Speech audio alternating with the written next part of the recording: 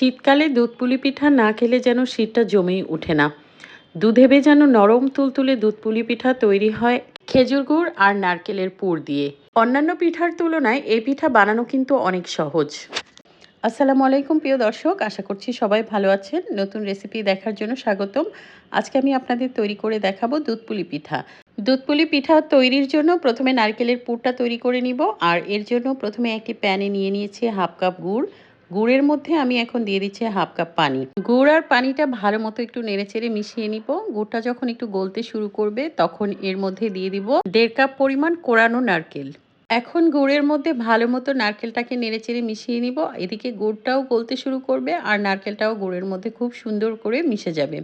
চাইলে এখানে আপনারা কিছু গোটা গরম মশলা ব্যবহার করতে পারেন, কিন্তু আমি ব্যবহার করিনি। দিয়ে দিয়েছি সামান্য লবণ। এখন নারকেলটাকে ভালো মতো গুড়ের সাথে মিশিয়ে এরকম ভাজা ভাজা হয়ে আসলে তারপর দিয়ে দিচ্ছি বড় চামচে 1 চামচ গুঁড়ো দুধ।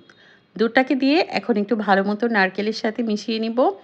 এই গুঁড়ো দুধটা দিলে নারকেলের পুরের টেস্টটা কিন্তু অনেক ভালো আসে। আপনাদের হাতের কাছে যদি গুঁড়ো দুধ না থাকে তাহলে স্কিপ করতে পারেন। নারকেলের পুরটা ভাজা ভাজা হয়ে ঠিক এই পর্যায়ে চলে আসলে এখন এটাকে চুলা থেকে নামিয়ে ঠান্ডা হওয়ার জন্য একপাশে রেখে দিচ্ছি। এবার পিঠা তৈরির জন্য চালের গুঁড়ো দিয়ে একটা খামির তৈরি করে নিব। আর এর জন্য একটি হাঁড়িতে 2 কাপ পরিমাণ পানি দিয়েছি, সামান্য লবণ দিয়েছি। পানিটা যখন ফুটে উঠবে তখন 1.5 কাপ পরিমাণ চালের গুঁড়ো দিয়ে ভালো মতো একটু নেড়েচেড়ে ঢাকনা দিয়ে ঢেকে 5 মিনিট সেদ্ধ করে নিব। 5 মিনিট পর আবার একটু নেড়েচেড়ে তারপর চুলাটা বন্ধ করে ঢাকনা দিয়ে ঢেকে আবার 10 মিনিটের জন্য রেখে দিব। এই 10 মিনিটে চালের গুঁড়া খুব ভালো মতো সিদ্ধ হয়ে যাবে। এখন এটাকে চুলা থেকে নামিয়ে একটু ঠান্ডা করে নিচ্ছি। খুব বেশি ঠান্ডা করা যাবে না, তাহলে কিন্তু চালের গুঁড়াটা শক্ত হয়ে যাবে, পরে মথে নিতে খুব কষ্ট হবে।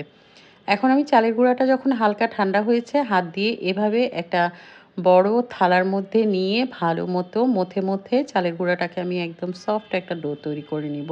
একটু সময় নিয়ে এই কাজটা করতে হবে। আমি প্রায় 7 থেকে 8 মিনিট সময় নিয়ে খামিরটাকে মথে নিয়েছি। তারপর এরকম একটা সফট ডো তৈরি হয়েছে। খুব ইম্পর্ট্যান্ট একটা টিপস হলো, খামির যদি ভালো মতো মথে এরকম মসৃণ একটা ডো তৈরি না করেন তাহলে কিন্তু পিঠা বানানোর পর পিঠাগুলো ফেটে যেতে পারে। দেখতেই পাচ্ছেন আমি খুব সুন্দর করে মধ্যে এরকম মসৃণ ডো তৈরি করে নিয়েছি। এখন একটা বাটিতে এগুলোকে ঢেকে রাখবো যাতে করে বাইরের বাতাসটা লেগে এই খামিরটা শক্ত না হয়ে যায়। একটা খামির নিয়ে আমি একটা রুটি বেলার পিঁড়িতে এরকম একটা রুটি তৈরি করে নিচ্ছি। রুটিটা খুব বেশি পাতলা হবে না, আমি একটু মোটা করে বেলে নিয়েছি, দেখিয়ে দিয়েছি কীরকম, দেখে নিশ্চয়ই বুঝতে পেরেছেন। তারপর একটা কুকি কাটারের সাহায্যে ছোট ছোট করে লেচি কেটে নিচ্ছি যাতে করে সবগুলো পিঠা একই সাইজের হয়। আর আপনারা চাইলে কিন্তু ছোট ছোট লেচি হাতে নিয়ে গোল বলের মতো করে মাঝখানে পুর দিয়ে তারপর পিঠাগুলো তৈরি করতে পারেন। কিন্তু আমি এভাবে তৈরি করব। আমার কাছে মনে হয় এভাবে তৈরি করলে পিঠাগুলো সব একই রকম সাইজেরই হয়। একটা রুটি থেকে আমি বেশ অনেকগুলো লেচি কেটে নিয়েছি।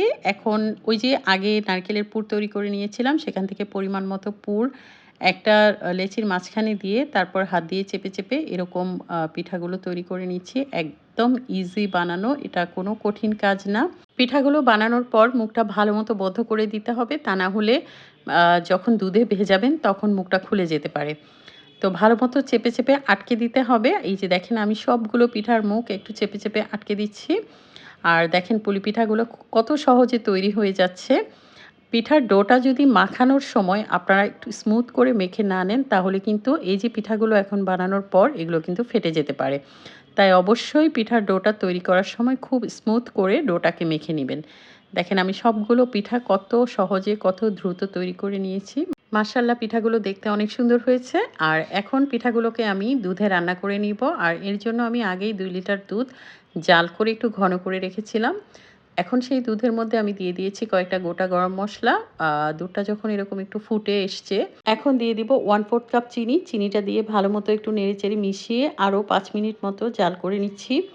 5 মিনিট পর আমি এখন পিঠাগুলো একটা একটা করে দুধের মধ্যে ছেড়ে দিচ্ছি। এখানে চিনিটা আপনারা আপনাদের টেস্ট অনুযায়ী কম বেশি দিয়ে নিতে পারেন। সবগুলো পিঠা দুধে দেয়া হয়ে গেলে এখন ঢাকনা দিয়ে ঢেকে 10 মিনিটের জন্য রান্না করে নিব।